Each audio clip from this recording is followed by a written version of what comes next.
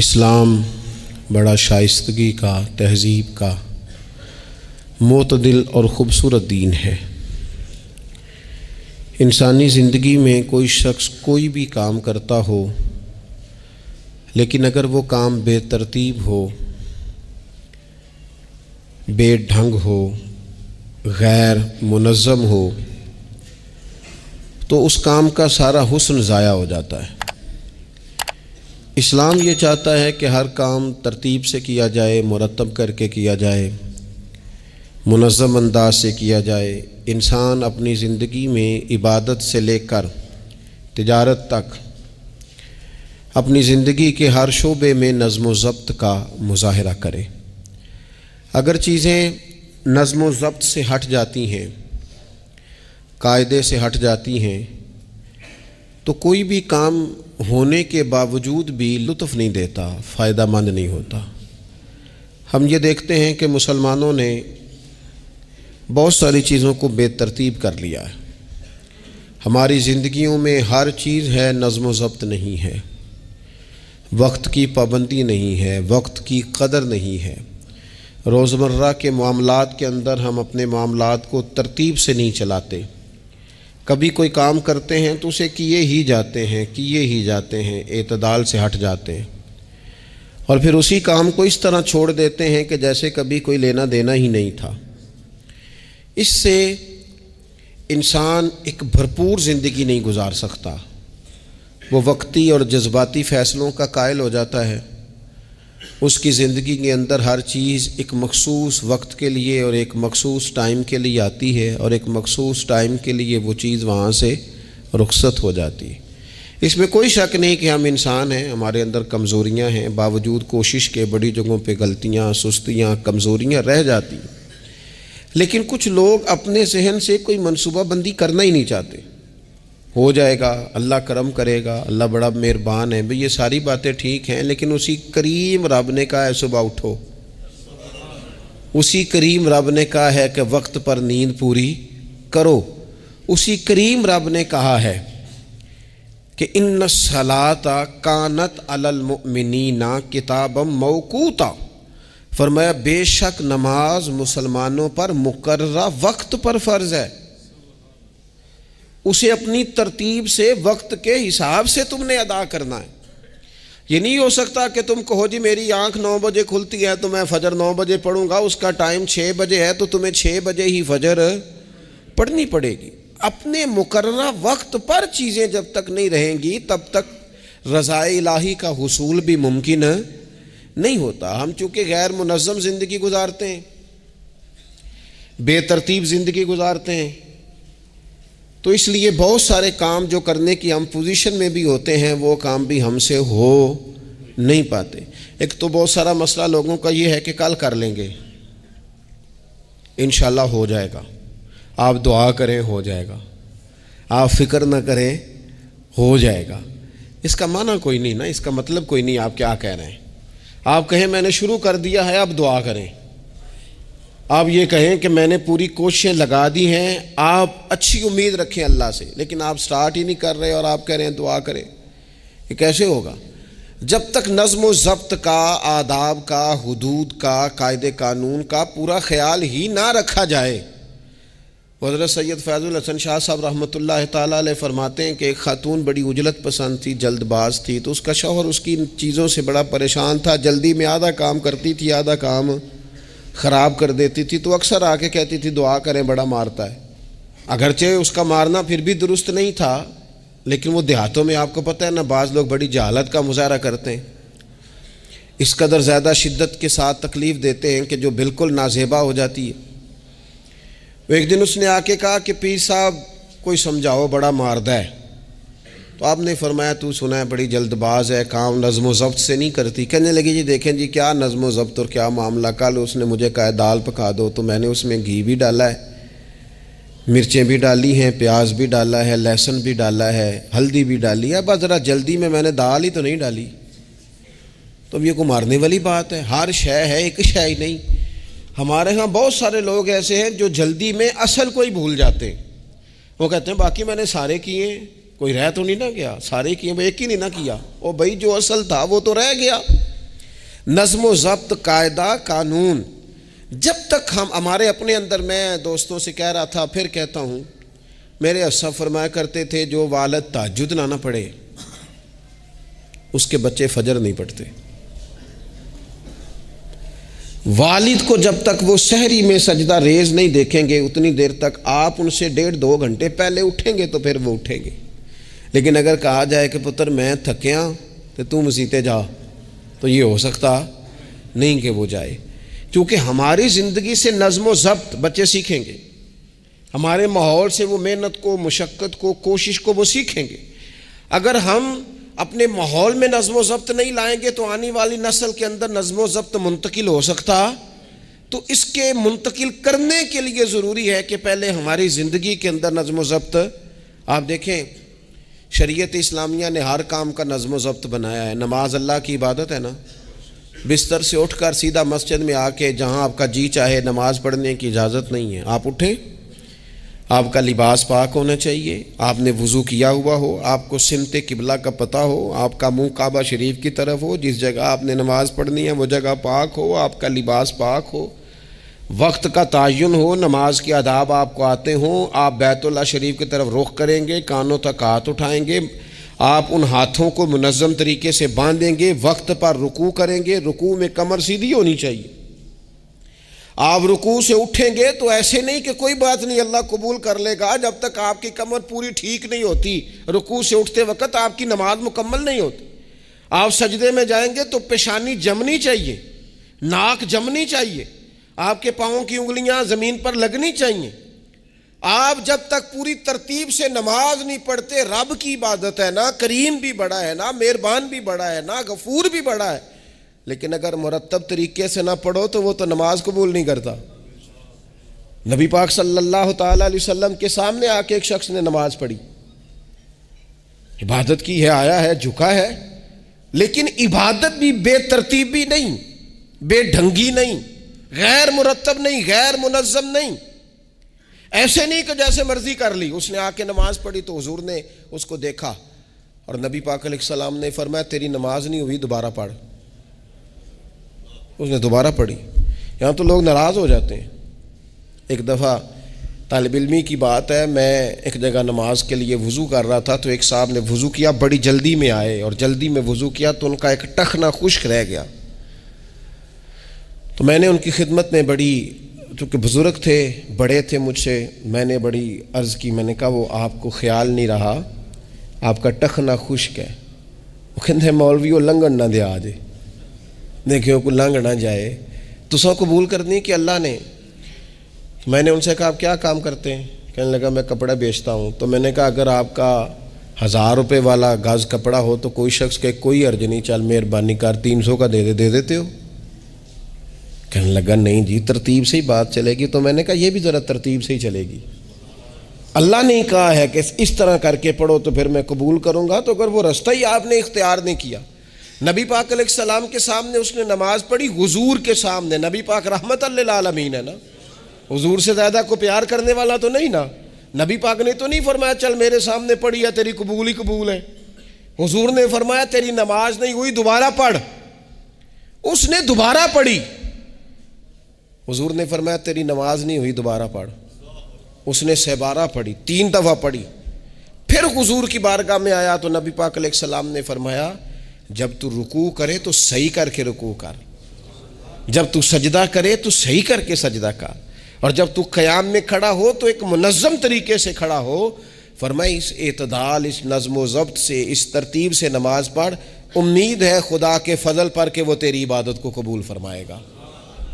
نظم و ضبط ہی نہیں ہے۔ رمضان شریف کا روزہ بڑا مہربان ہے نا اللہ، اپنے بندوں کو کسی قسم کی کسی مشقت میں مالک ڈالتا نہیں، لا یکلف اللہ نفسا الا وسعہا۔ لیکن آپ یہ نہیں کہہ سکتے کہ میری آنکھ چونکہ صبح 9 بجے کھلی ہے تو مجھے تھوڑی شریعت گنجائش دے دے کہ میں تھوڑی سی روٹی کھا لوں پھر نہیں کھاؤں گا مغرب تک، یہ گنجائش نہیں ملے گی۔ نظم و ضبط ہے، ترتیب ہے، اس کا قاعدہ ہے، اس کے اصول ہے، اس کا ضابطہ ہے۔ سحری میں اٹھیں گے آپ، اگر آپ کی آنکھ نہیں کھلی ہے تو آپ کی اجازت چلی گئی، وقت ختم ہو گیا۔ آپ بے ترتیب ہوئے، آپ غافل ہوئے، آپ نے کیوں لمبی نیند کی، آپ کیوں وقت پہ نہیں اٹھے؟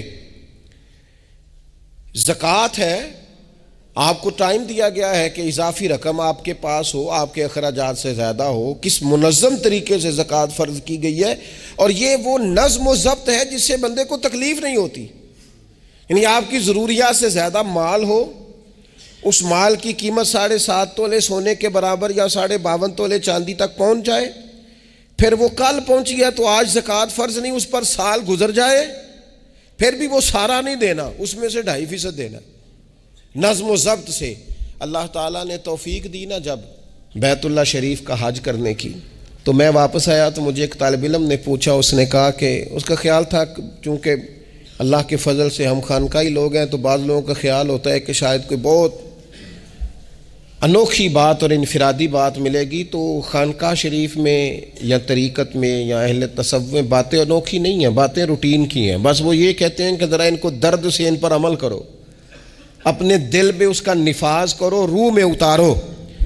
تو مجھے کہنے لگے آپ نے الحمدللہ حج کر لیا. تو میں نے کہا میں نے حج کیا ہے تو میں نے یہ رزلٹ نکالا ہے کہ حج بندے کو نظم و ضبط سکھاتا ہے، مرتب کرتا ہے انسان کی زندگی کو. آپ کو 8 ذی الحج کی زور پڑنی ہے، آپ کو ہر صورت میں مینا میں، آپ کو 9 کو ہر صورت زوال سے قبل عرفات میں آپ کو زوال کا وقت میں وہاں پہنچنا چاہیے، آپ کو کچھ نہ کچھ ٹائم وہاں گزارنا ہے.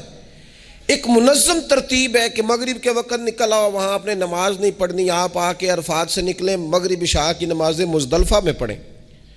آپ کو 10 کی صبح کو جا کے کنکر مارنے ہیں، آپ یہ نہیں کہہ سکتے کہ میں جناب 2 دن پہلے یہ کام ختم کر لوں. مقررہ ٹائم پہ جو 9 ذی الحج کو میدان عرفات میں نہیں جائے گا اس کا حج ہو سکتا، کیونکہ یہ ایک نظم و ضبط ہے، دین نے قاعدہ بنایا ہے، قاعدے کے بغیر آپ یہ کام کر سکتے.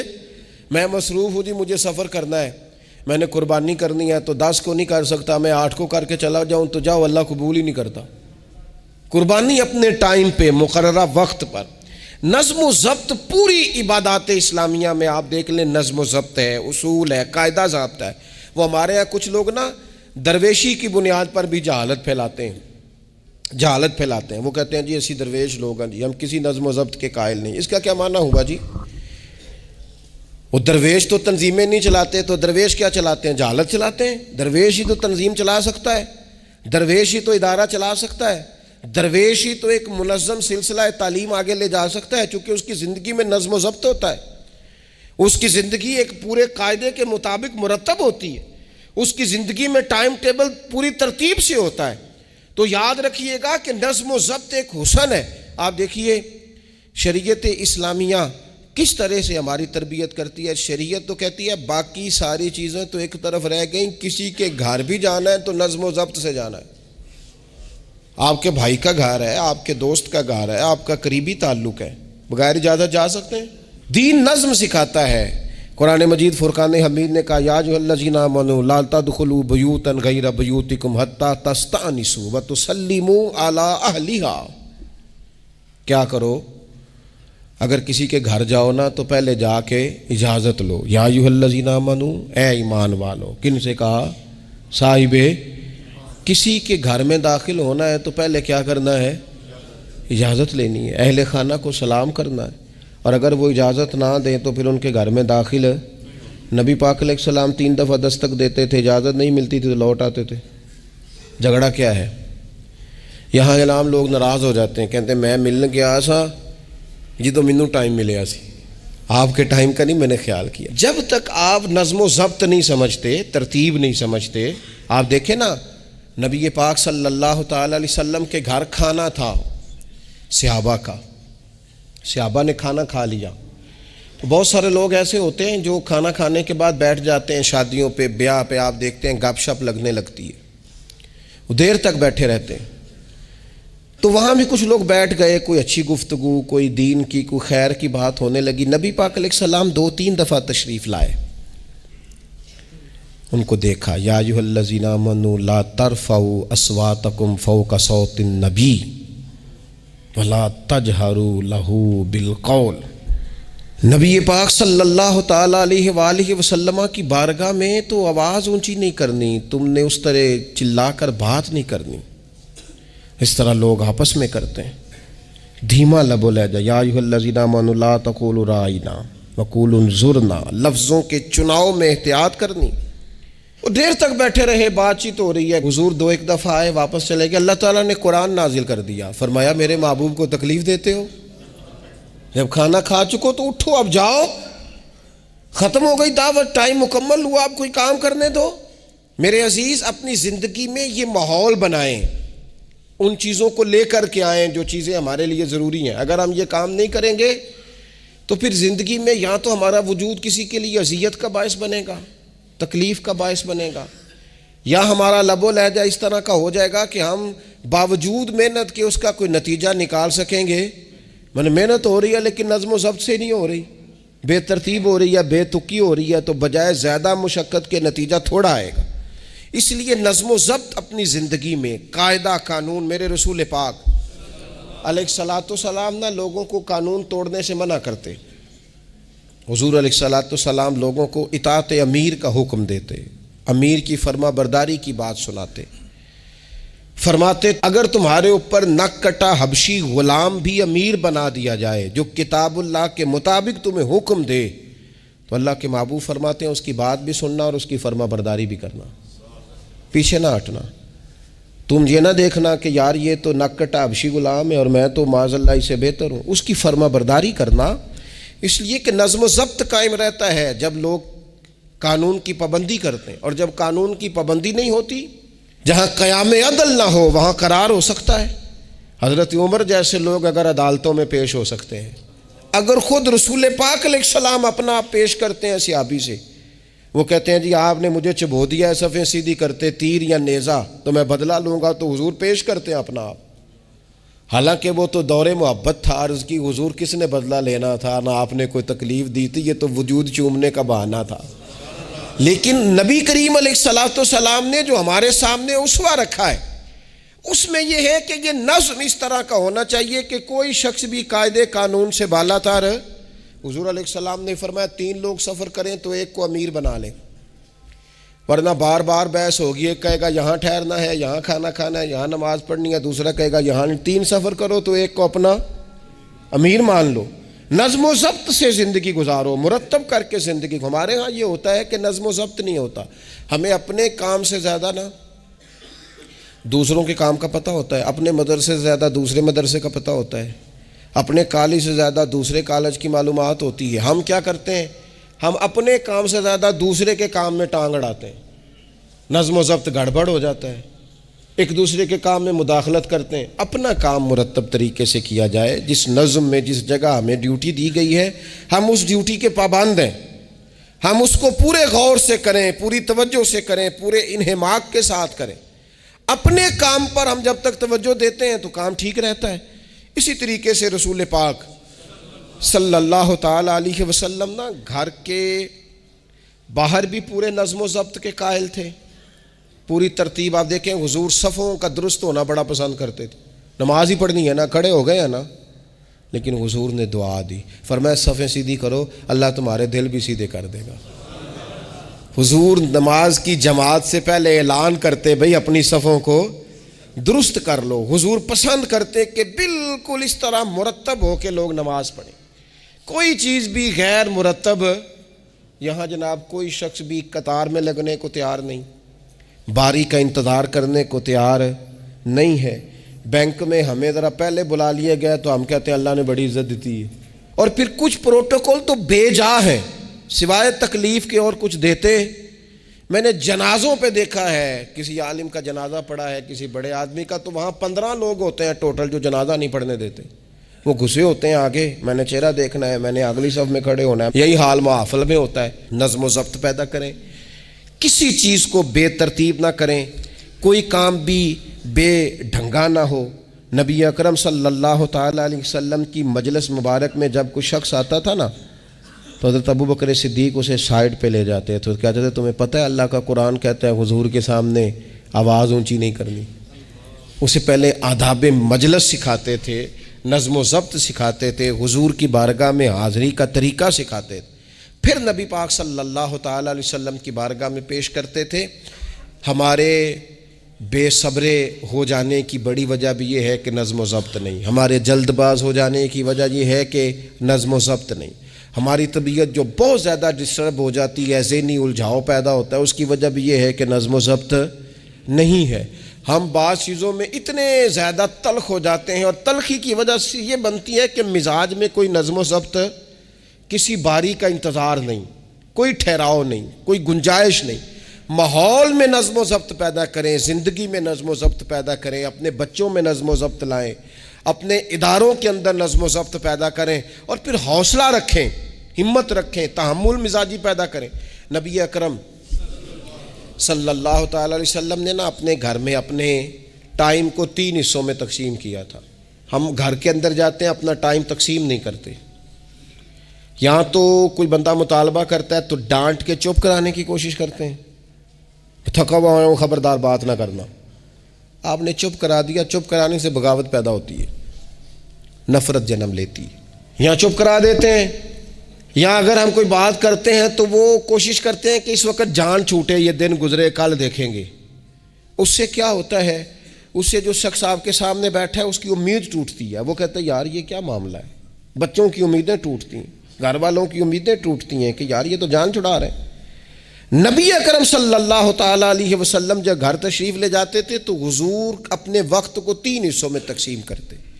ایک حصہ پورا ٹائم رسول پاک گھر والوں کو دیتے، ان کی بات سنتے، بلکہ حضرت عائشہ صدیقہ فرماتی ہیں جب تک گھر میں رہتے کوئی نہ کوئی گھر کا کام ہی کرتے رہتے، حضور ٹائم دیتے۔ ایک حصہ یہ، دوسرا حصہ ٹائم کا نبی پاک صلی اللہ تعالی علیہ وسلم نے آرام کے لیے رکھا ہوا تھا۔ حضور آرام کرتے، لیٹتے، باقاعدہ حضور علیہ الصلاۃ والسلام اپنے وجود اطہر کو بستر کے اوپر رکھتے، آرام فرما ہوتے، صحیح معنوں میں آرام کرتے۔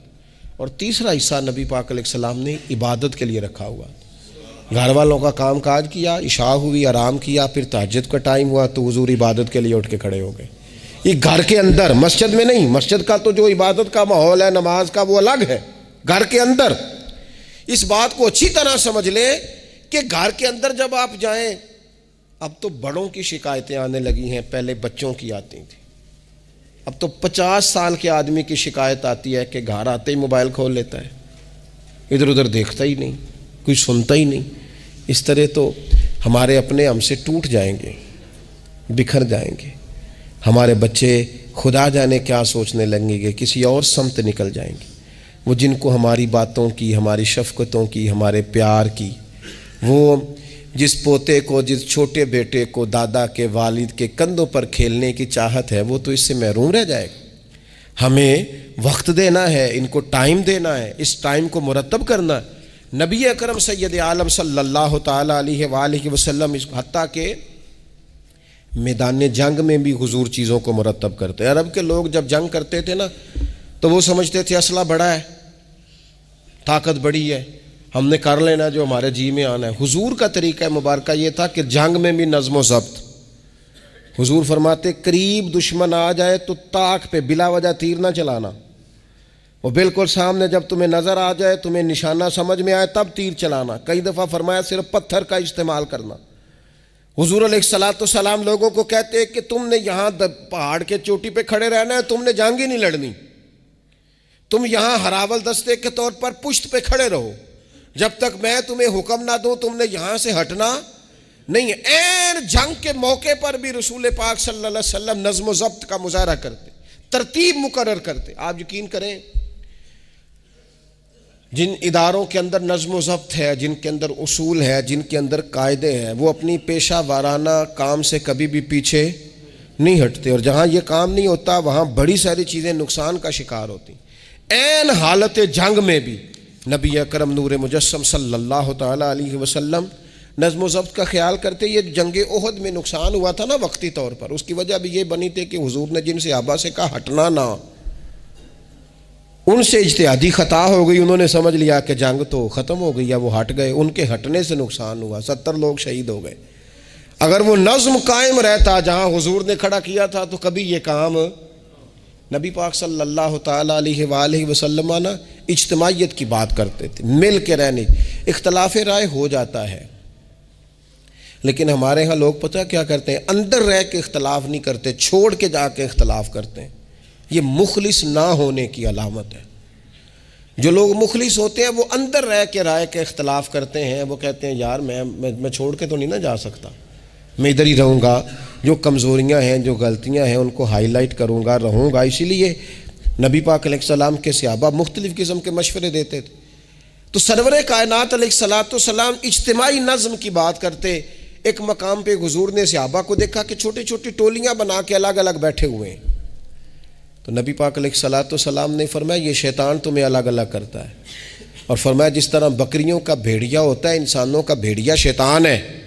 جب کسی کو مجمع سے الگ کر لیتا ہے، حضور فرماتے ہیں جسے بھیڑیا بکریوں سے الگ کرتا ہے نا، پھر اس کا شکار کرتا ہے۔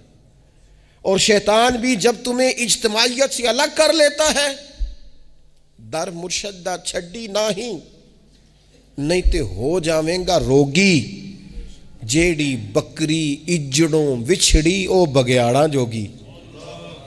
او بگیاڑاں جوگی کھا جائیں گے، پھاڑ ڈالیں گے اسے۔ در مرشدہ چھڈی او نہیں تے ہو جاویں گا روگی، جیڑی بکری اجڑوں وچھڑی او بگیاڑاں جوگی۔ اسے تو لے کے چلا جائے گا۔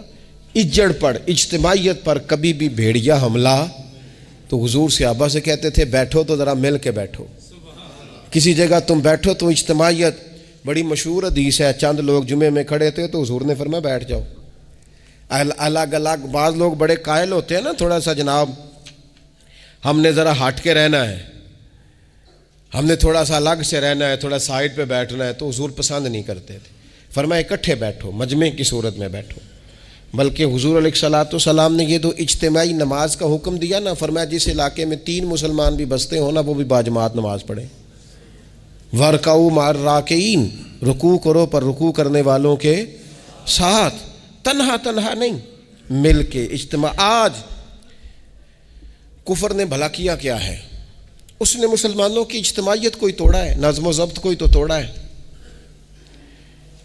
57 اسلامی ممالک ہونے کے باوجود نظم و ضبط نہیں، اور وہاں ایک ملک ہے امریکہ، اپنی ریاستوں کو ساتھ ملا کے اس طرح گٹھ جوڑ کیا ہے کہ وہ سب پر بھاری ہوتا جاتا ہے معاذ اللہ۔ اگر نظم و ضبط، اور یہ ہمارے ہاں بھی نہیں ہے، روٹین میں چھوٹے چھوٹے اختلافات ہوتے ہیں لوگوں کے بیچ، لیکن ایک دوسرے کو ملنا پسند نہیں کرتے، سلام کلام پسند نہیں کرتے، نفرت کا اظہار۔ تو جب گلی محلوں میں نظم و ضبط نہیں، ٹولیاں بنی ہوئی ہیں، گروہ بنے ہوئے ہیں، چھوٹی چھوٹی باتوں میں لوگوں نے الگ الگ ماحول بنا دیا ہے۔ بلکہ بعض لوگ تو باقاعدہ بڑے ماہر ہوتے ہیں خاندان میں لڑائی کیسے کرانی ہے، محلے میں فساد کیسے ڈلوانا ہے، لوگوں کو کس طرح کر کے توڑنا ہے، کیا ایسا کام کرنا ہے جس سے کہ لوگ زیادہ سے زیادہ ٹوٹ جائیں۔ تو اپنی زندگی کے اندر، اپنے ماحول کے اندر، اپنی طبیعت کے اندر نظم و ضبط لائیں گے۔ بہت سارے لوگ ہیں جو خود بھی وقت ضائع کرتے ہیں، اگر کہیں چلے جائیں تو اس کا بھی پورا ہی وقت ضائع کرتے ہیں، پورا ٹائم، یعنی اس پہ کتنا پیسہ لگتا ہوگا، موبائل کا کتنا بل آتا ہوگا، ٹائم کتنا ضائع ہوتا ہوگا۔ اور پھر سناؤ، مثلاً کی سنائیے جی، اس کا کوئی معنی ہے؟ یعنی ایک صاحب کہنے لگے، انہوں نے کئی دفعہ مجھے کہا کوئی نویں تازی، میں چپ کر گیا۔ پھر فون پہ، اب بندہ خیر مہذب لگتا ہے اگر کہے چلو جی پھر ٹھیک ہے، وہ پھر کہن کو نویں تازی، میں کہا جی میں تے مولوی ہیں، تسی مینوں اخباری نمائندہ سمجھ لیا، نویں تازی تو آپ کسی اخباری رپورٹر سے پوچھیں، مینوں کی پتہ نویں تازی کی ہے، میں تو چھوٹا سا آدمی ہوں، اپنے کام نویں تازی دا کی مطلب ہویا۔ یعنی اب اتنا آپ نے فون بھی ضائع، ٹائم بھی ضائع۔ حضرت صاحب ہور پھر سناؤ بھئی، تسی ایتھے حضرت صاحب دے کول رہو نہ مہینہ تے کوئی کام کرو نال، تاکہ تانوں اور بھی کوئی سنان۔ حضرت صاحب تانوں کی سنان، لیکن شرط یہ ہے کہ ہم نظم و ضبط والے بنیں، ایک جملہ بھی ضائع نہیں، اضافی نہیں۔ اس میں کہا کرتا ہوں دوسروں کو بہت ساری چیزیں سکھانے سے بہتر ہے ہم بہت سارے لوگوں سے خود سیکھنا شروع کر دیں، اپنی زندگی میں سیکھیں۔ اللہ تبارک و تعالی مجھے آپ کو توفیق عمل عطا فرمائے۔ آخر دعوانا